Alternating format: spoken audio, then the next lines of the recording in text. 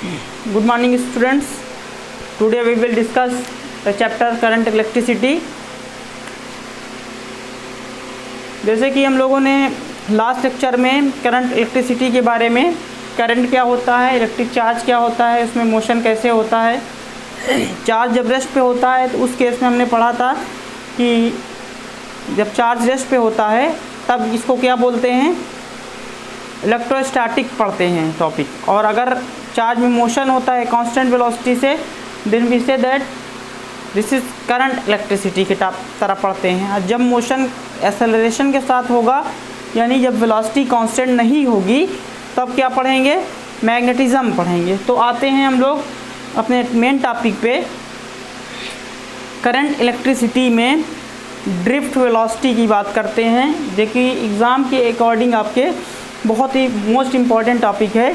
इसमें हम पढ़ते हैं classical theory of electron electric current.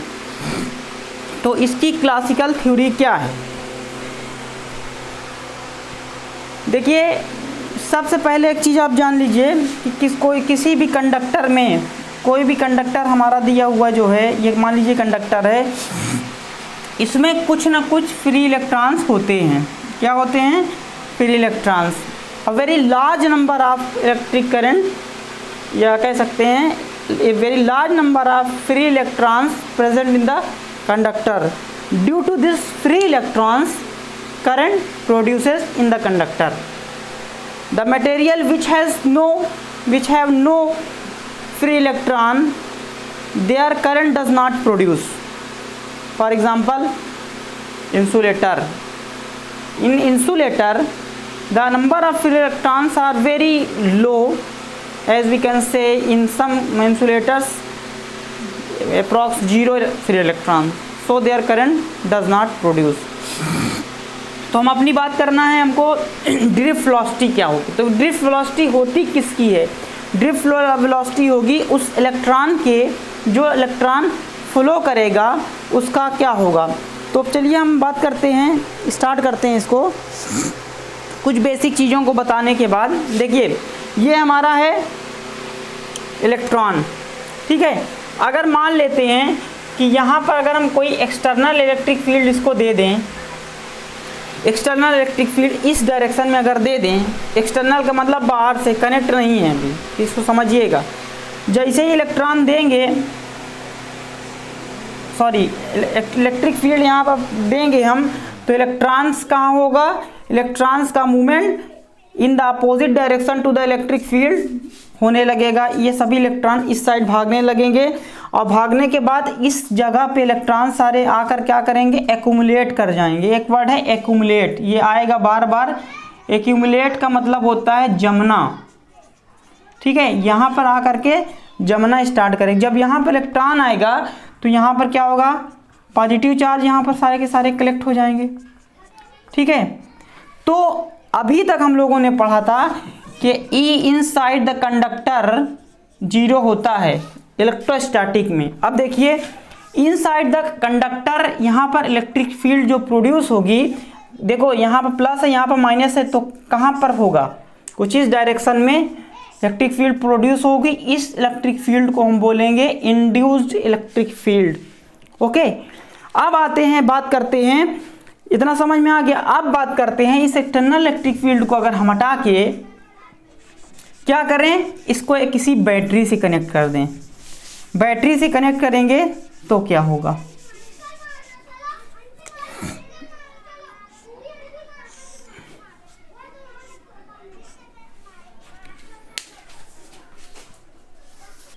देखिए जैसे ही हम बैटरी इसमें कनेक्ट करते हैं तो कुछ इस तरह से कनेक्ट करेंगे। यहाँ से कनेक्ट कर दिया। अब यहाँ पर प्लस, यहाँ पर माइनस, V वोल्ट हमने इसको सप्लाई दे दी। अब बताइए, अब इसका इलेक्ट्रिक फील्ड का डायरेक्शन होगा इसके सरफेस पे या बाहर होगा, क्या होगा, E होगा। अब देखिए यहाँ पर जो प्रेजेंट इलेक्ट्रॉन्स थे, यहाँ पर जो प्रेजेंट इलेक्ट्रॉन्स थे वो क्या करेंगे, इस साइड भागेंगे। किस साइड भागेंगे, क्योंकि प्लस इधर से जा रहा है तो इधर माइनस आएगा और इधर प्लस आएगा। लेकिन एक चीज़ ध्यान रखिए, कि उसमें बैटरी हमने कनेक्ट नहीं किया था, वो एक्सटर्नल था, इंड्यूस प्रोड्यूस हो रहा था, इंड्यूस की वजह से सारे के सारे चार्ज पोलराइज हो रहे थे। लेकिन क्या यहाँ इलेक्ट्रॉन रुकेंगे? इलेक्ट्रॉन रुकेंगे नहीं, बल्कि इस वायर के थ्रू इलेक्ट्रॉन्स यहाँ से आकर के कहाँ जाएंगे? बैटरी में सर्कुलेट कर देंगे। ये हम कह सकते हैं कि जब बैटरी कोई हम देते हैं तो वो क्या करता है? करंट की सप्लाई नहीं करता, वो इलेक्ट्रॉन्स को प्रॉपरली फ्लो करवाता है। जब इलेक्ट्रॉन्स का फ्लो होता है तो इलेक्ट्रिक करंट प्रोड्यूस हो जाती है। तो या ना तो यहाँ पर प्लस बचेगा और यहाँ ना तो माइनस यहाँ बचेगा, यहाँ से निगेटिव वाला इलेक्ट्रॉन प्लस में जाएगा और निगेटिव से ये इलेक्ट्रॉन को सप्लाई करेगा। बैटरी क्या करती है? इलेक्ट्रॉन को सप्लाई करती है। अब बात करते हैं कि इस केस में इंड्यूस करंट क्या प्रोड्यूस होगी? जब यहाँ पर एक्यूमुलेट है ही नहीं है प्लस, तो यहाँ पर कोई इलेक्ट्रिक फील्ड होगी। तो यहाँ पर हम लिख सकते हैं कि इंड्यूस्ड इलेक्ट्रिक फील्ड यहाँ पर क्या होगी? ज़ीरो होगी। ठीक है। अब इंड्यूस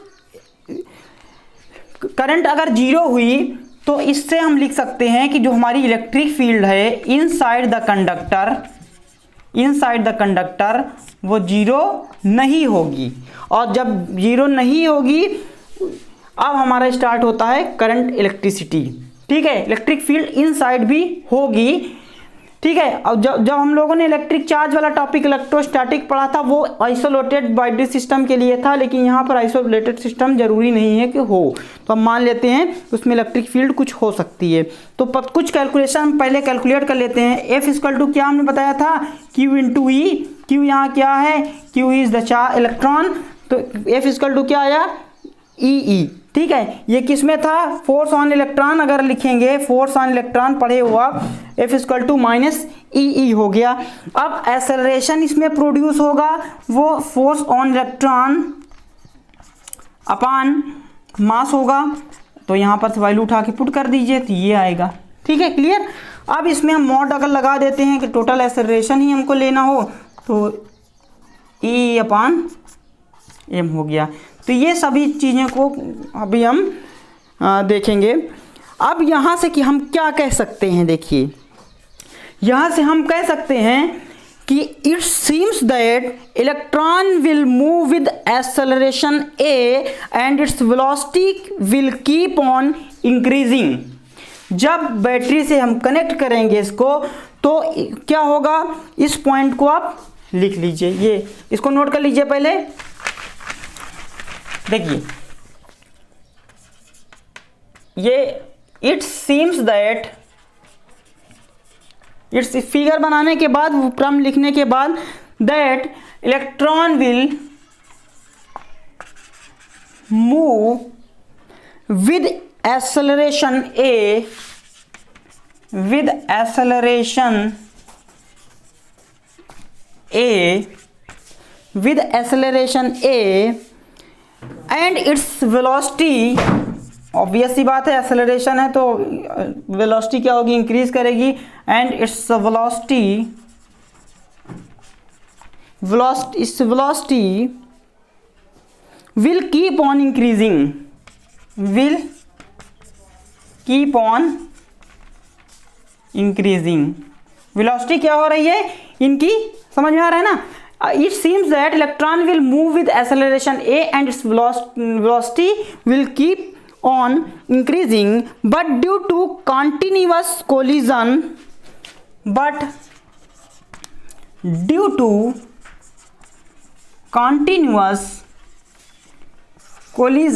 इसमें इलेक्ट्रॉन कितने लाखों करोड़ों की संख्या में हो सकते हैं। तो नंबर ऑफ इलेक्ट्रॉन जब भागेंगे तो क्या होगा? उसमें कोलिजन होगा। कर्नल से। कर्नल्स का मतलब उसके बीच के जो मॉलिक्यूल्स के बीच की जगह होगी उसके बीच में जब वो टकराएंगे या इलेक्ट्रॉन के से भी टकरा सकते हैं। कोलिजन विद कर्नल, कर्नल को मान लेते हैं हम स्टार मान लेते हैं, इस तरह से बना लीजिएगा।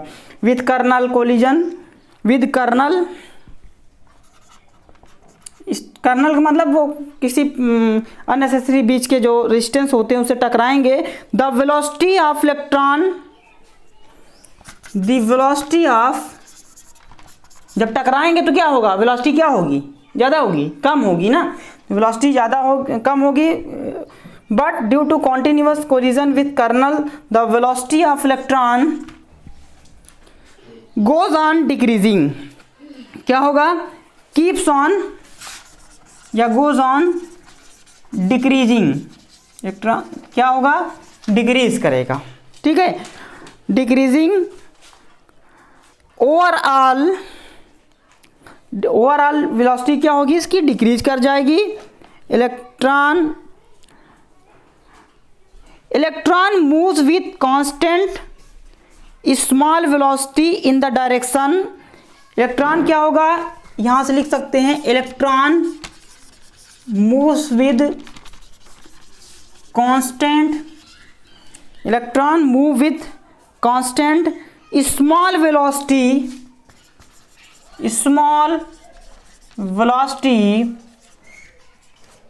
with या in direction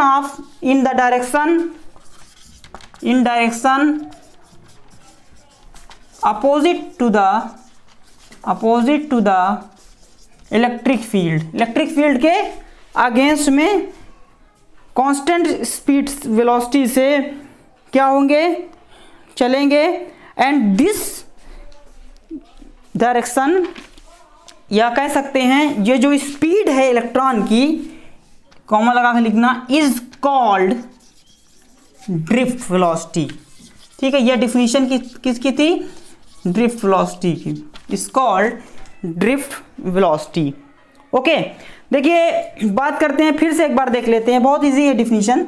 it seems that electron will move with acceleration A, अगर इलेक्ट्रॉन ए एक्सेलरेशन से मूव कर रहे हैं, उनकी वेलोसिटी लगातार बढ़ रही है, बट ड्यू टू कोलिजन उनकी टोटल वेलोसिटी, खुद की वेलोसिटी जो होगी बहुत ज़्यादा होती है, but due to the collision with kernels, मतलब टकराने पर क्या होगा, वेलोसिटी उनकी लगातार कम होगी, और इलेक्ट्रॉन किधर मूव करेंगे, कांस्टेंट वेलोसिटी से in the direction opposite to the electric field, and this velocity is called drift velocity, and this is denoted by VD, ठीक है, VD, this is denoted by this, note down, इसको note कर लीजिए, ये definition है, आपको easiest language में बताया है। अब आते हैं इसका डेरिवेशन पे। देखिए अब हमको क्या करना है,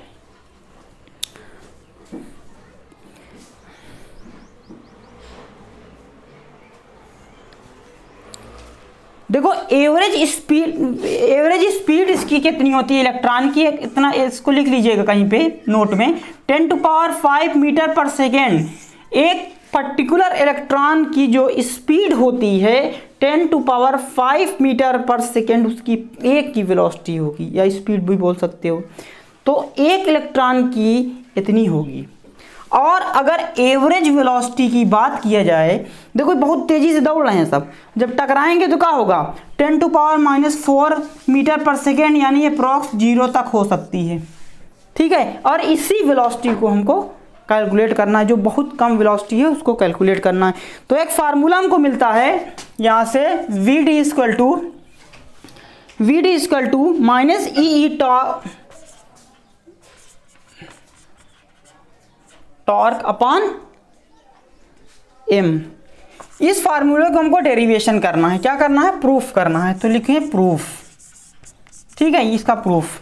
इसी के टर्म के साथ, देखिए इसी टर्म के साथ हम लोगों को इसी ड्रिफ्ट वेलोसिटी के आगे हम लोग कैलकुलेट क्या कर लेंगे, Ohm's law in vector form, जो 12th स्टैंडर्ड का है, आपका है वही V = IR, लेकिन हम ड्रिफ्ट वेलोसिटी के टर्म में ओम्स लॉ, जो कि एग्जाम में आपका पूछा भी जाता है। तो देखो इसके लिए एक कॉन्सेप्ट पहले जान लो कि अगर इलेक्ट्रॉन जो हमारा है क्या करेगा, एक इलेक्ट्रॉन, पहले इलेक्ट्रॉन की बात करते हैं, ये इसकी मान लेते हैं कि यहाँ पे ये किसी कर्नल की बात कर रहा है, तो स्टार यहाँ पर हमने बना लिया इसको, ये कर्नल है, यहाँ जहाँ टकराएगा ये, यहाँ से ये जाएगा, जाने के बाद यहाँ टकराया, अभी कहाँ था उससे मतलब नहीं, टकराने पर क्या होगा, इसकी इनिशियल स्पीड 0 हो गई, टकराने के बाद 0 हो गई, टकराती है तब 0 होगी, उसके बाद फिर से वो स्पीड पाता है, और इसको बोलते हैं V2 स्पीड। इसका एक्सेलरेशन a होगा, average velocity, average time torque होगा, और यहाँ टॉर्क क्या है, टाइम है, एवरेज टाइम। ओके, तो V2 वेलोसिटी इसकी हो गई, ठीक है, समझ में आई बात। तो इलेक्ट्रॉन की स्पीड कितनी हो गई, V2 हो गई। अगर इसी तरह एक दूसरा इलेक्ट्रॉन लें, इस तरह के हजारों इलेक्ट्रॉन्स उसमें होंगे, दूसरे इलेक्ट्रॉन ये है, अब इससे जाके टकराया U2, यहाँ पे ये भी 0 हो गया और इसकी स्पीड निकाल लेंगे, ठीक है, इस इलेक्ट्रॉन की। तो इस तरह से हम इन इलेक्ट्रॉन्स की बात करते हैं। इन सारे इलेक्ट्रॉन में यही प्रोसीजर होगा, यही प्रोसीजर होगा। तो Vd इक्वल टू क्या हो जाएगा हमारा, V ड्रिफ्ट वेलोसिटी क्या हो जाएगा, V एवरेज के बराबर हो जाएगा, जिसको हम लिख सकते हैं V1 प्लस V2। वेलोसिटी कौन सी होती है, वेक्टर क्वांटिटी होती है, तो कुछ इस तरह से इसको लिखा जा सकता है, ठीक है। अब यहाँ से अगर हम देखें V1 क्या होगा, फार्मूला लगाओ, इक्वेशन ऑफ मोशन का formula V equal to U plus AT, U1 plus AT हो गया, और T की जगह पर यहाँ पे क्या है, टॉर्क माना है, तो टॉर्क क्या हो जाएगा, time 1 torque 1। V2 equal to हो जाएगा U2 प्लस A टॉर्क 2। इसी तरह इन टर्म के लिए Vn equal to UN plus A torque N। Clear ये फार्मूला। अब इसमें उठा के रख दो, Vd इक्वल टू V1 है U1 plus A torque 1 plus U2 A torque 2 plus dash dash dash A UN A torque N upon N। अब देखो सारा, अब क्या करना है आपको, सारे के सारा U1 U2 को एक साथ कर लो, U1 plus U2 plus UN एक तरफ हो गया, और इधर में क्या देखो, इसमें भी A है, इसमें भी है, एक्सेलरेशन कांस्टेंट है इसमें, तो सभी में A ही है, तो A बाहर निकाल के torque 1 plus torque 2 plus torque 3 plus torque N लिख देते हैं अपान N, ठीक है। और U1 0, U2 0, U3 0, UN 0, तो ये वाला पूरा टर्म 0 हो गया। तो यहाँ पर से क्या मिला हमको, A torque 1 plus torque 2 plus dash dash torque N by N, ठीक है, ये मिला हमको। इतना नोट कर लीजिए पहले। देखिए इसके बाद क्या होगा, इसके बाद Vd हमारा आएगा A, देखिए टॉर्क 1 से टॉर्क N अपान ये किसके बराबर, ये एवरेज टाइम है ना, तो इसको लिख सकते हैं A इंटू टॉर्क एवरेज। अब यहाँ पर हम क्या करेंगे, A की वैल्यू को सब्स्टिट्यूट कर देते हैं। जब A की वैल्यू को सब्स्टिट्यूट करेंगे तो A की वैल्यू हमारी कितनी आई थी, माइनस ई अपान M टॉर्क एवरेज। और फार्मूला प्रूफ क्या करना था, यही प्रूफ करना था ना, आ गया, ठीक है। अब इसी को कुछ टर्म में लिखते हैं। देखो जब इलेक्ट्रॉन,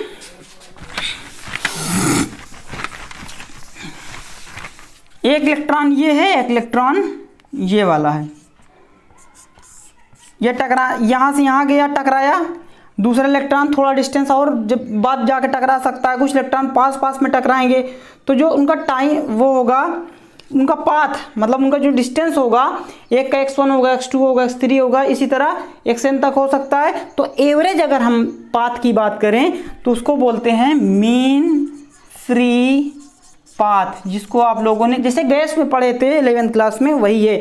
तो मीन फ्री पाथ को वहाँ भी लैम्डा से किया था, यहाँ भी लैम्डा से करेंगे, और एवरेज की अगर बात करें तो लैम्डा m से इसको डिनोट करते हैं, जिसको डायरेक्टली हम लोग लिख सकते हैं lambda m equal to lambda 1 plus lambda n upon n। इसको लिख सकते हो मीन फ्री पाथ। जैसे वहाँ मॉलिक्यूल था, यहाँ पर मॉलिक्यूल क्या है, इलेक्ट्रॉन है, ठीक है। तो इसको हम Vd को किस टर्म में लिख सकते हैं, drift velocity equal to drift velocity या वेलोसिटी, वेलोसिटी इक्वल टू होता है total displacement upon total time. Displacement कितना है, मीन फ्री पाथ है इसका, तो lambda m upon total time torque average, ठीक है। तो ये हमारा एक दूसरा रिलेशन इससे मिल गया। अब आते हैं पोटेंशियल के टर्म में निकालना, इसको नोट कर लीजिए पहले। देखिए पोटेंशियल के टर्म में जब निकालना होगा हमको, तो क्या होगा, हमको पता है, हमने पढ़ा था, इसको लिख दीजिएगा, we know that minus E into D R. यहाँ डी वी क्या है, पोटेंशियल है, ई क्या है, इलेक्ट्रिक फील्ड है, डी आर क्या है, डिस्प्लेसमेंट है। तो अगर हम एक इसको बना लेते हैं पहले,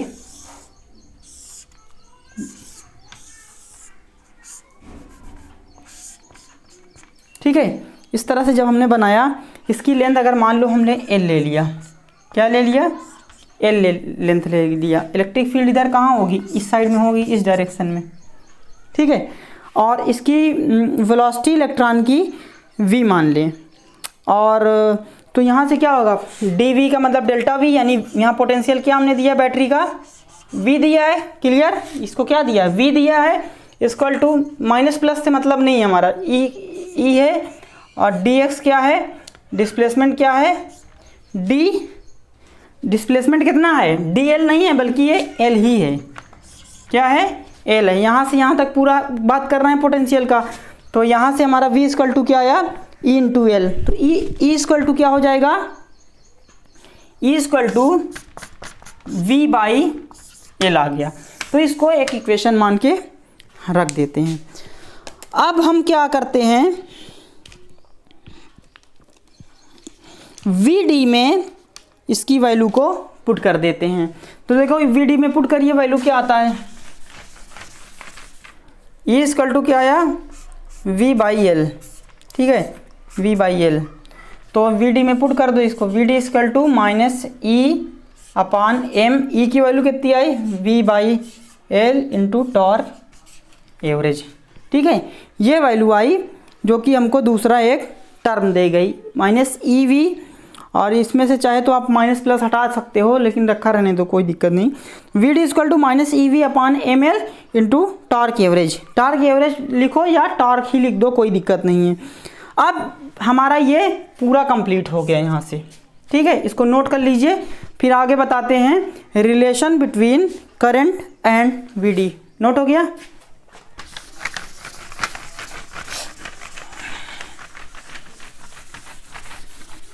अगला है relation between I and V D, ठीक है, इसको पूरा लिखिएगा अपने कॉपी में, relation between current and V D. अब देखो इसके लिए एक कॉन्सेप्ट समझना पड़ेगा आपको।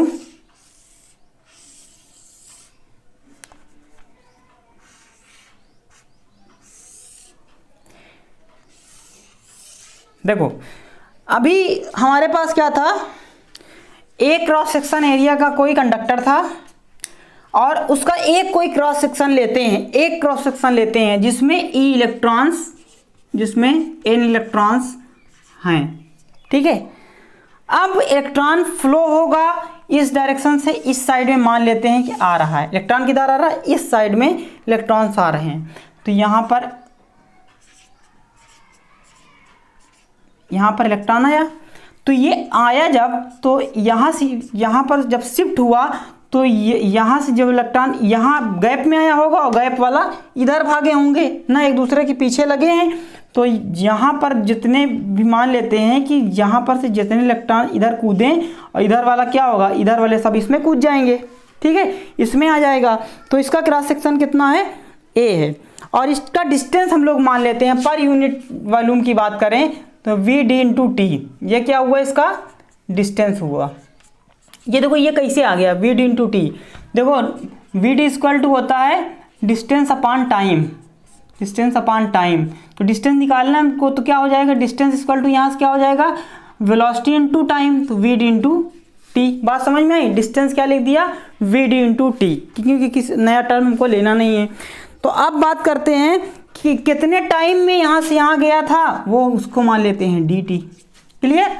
अब बस पुट कर दो, एन मान लेते हैं, let N be the number of free electrons, N क्या है, नंबर ऑफ फ्री इलेक्ट्रॉन है, क्या है, पर यूनिट वॉल्यूम, पर यूनिट वॉल्यूम, एक पर यूनिट वॉल्यूम में कितना हमारा फ्री इलेक्ट्रॉन है।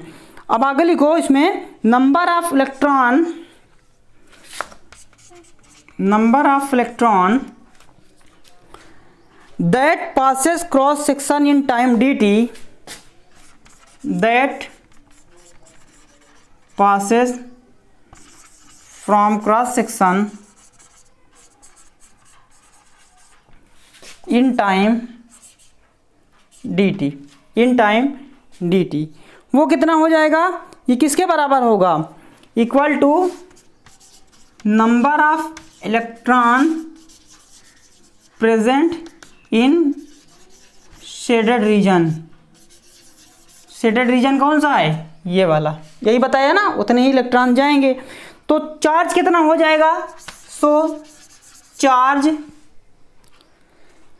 पासिंग अक्रॉस द सेक्शन, इसको देखो, ये वाले को मान लेते हैं, इस वाले सेक्शन को मान लेते हैं x, ये वाले को मान लेते हैं x डैश मान लेते हैं, ठीक है।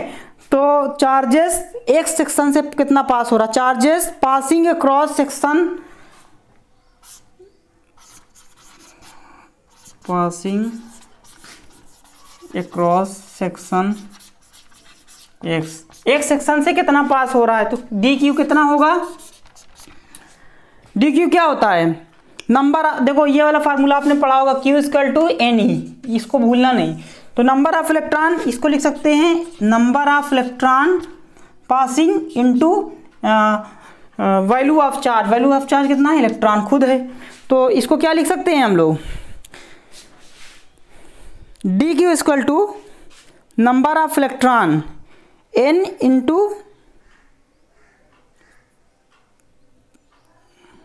Number of electron. देखिए n जो है नंबर ऑफ इलेक्ट्रॉन पर यूनिट वॉल्यूम था, ठीक है, या पर यूनिट लेंथ भी ले सकते हो आप लोग। तो क्या होगा? नंबर ऑफ इलेक्ट्रॉन, इसको लिख देना पूरा, नंबर ऑफ इलेक्ट्रॉन पर यूनिट वॉल्यूम। तो ये कितना हो जाएगा? हाँ, तो देखो D Q equal to number of electron पर यूनिट वॉल्यूम हो जाएगा, n तो होगा ही, ठीक है, n होगा, मल्टीप्लाई किससे होगा? यहाँ पर हो जाएगा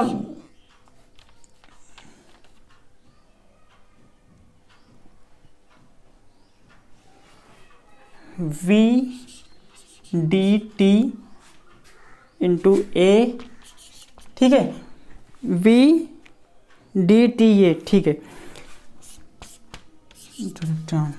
ठीक है। ये क्या हुआ? डिस्टेंस हुआ, डिस्टेंस इसका हुआ ना, डिस्टेंस इंटू एरिया कितना होता है? वॉल्यूम होता है। तो पर नंबर ऑफ इलेक्ट्रॉन पर यूनिट वॉल्यूम यानी n into V D T A. यहाँ पर देखिए डिस्टेंस ये है और एरिया ये क्रॉस सेक्शन ये है, तो वॉल्यूम कितना हो जाएगा? वी डी टी ए, ठीक है। तो यहाँ से डी क्यू हमको क्या मिल गया? मिल गया, ठीक है। तो अब हम बात करें, टी नहीं लिखेंगे यहाँ पर, डी टी लिखेंगे। देखिए यहाँ डी टी है, ये डी टी लिख दीजिएगा, वी डी टी ऐसे, ठीक है, या इसको वी डी डी टी लिख सकते हैं, इसीलिए नहीं लिख पाए थे ये, ठीक है। अब देखो, अब यहाँ से होगा क्या? देखिए अब डी क्यू, यहाँ देखो डी टी भी नीचे है, तो इस डी टी को इधर लेते आते हैं। D Q by D T equal to N E A V D, ये N A E V D. D Q by D T को हम क्या लिख सकते हैं? आई लिख सकते हैं, I equal to N E A V D. हमको रिलेशन किस में निकालना था? Relation between I and V D, and this is the result, okay. अब इसको कुछ और टर्म में हमको मान लो डिनोट करना हुआ तो क्या करेंगे? अच्छा एक काम करो, इसमें वी डी की वैल्यू आप रख दो, आपके पास वी डी की वैल्यू तो है ही है ना, इस वी डी की वैल्यू अगर हम रख देते हैं N E A, V D क्या आया था चेक करिए, वी डी की वैल्यू थी E V torque upon M L, यही था। यहाँ वी डी की वैल्यू यहाँ पर लिख दीजिएगा, सब यहाँ इस जगह पर लिख दीजिएगा, substituting the value of V D in equation star we get I equal to this, ठीक है। अब ये आ गया,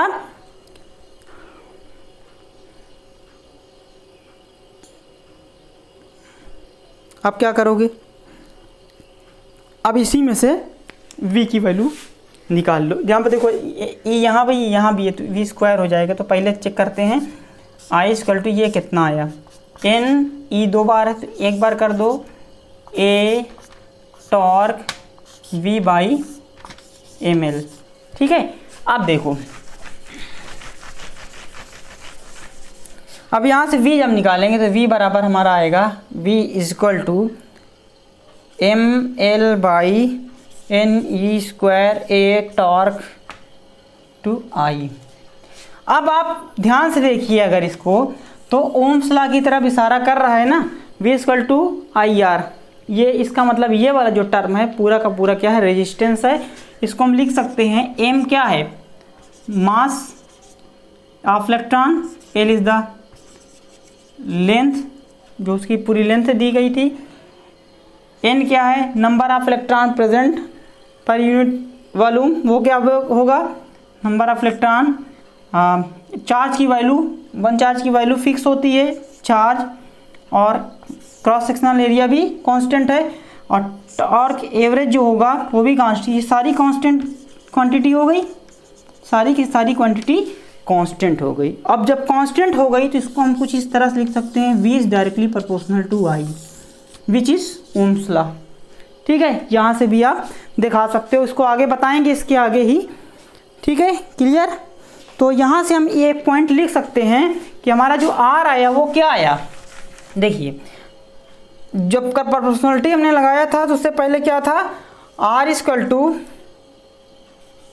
M L upon N square A torque, यह क्या है, हमारा रेजिस्टेंस है। ठीक है, thank you for watching. Next class में मिलते हैं इसी के आगे।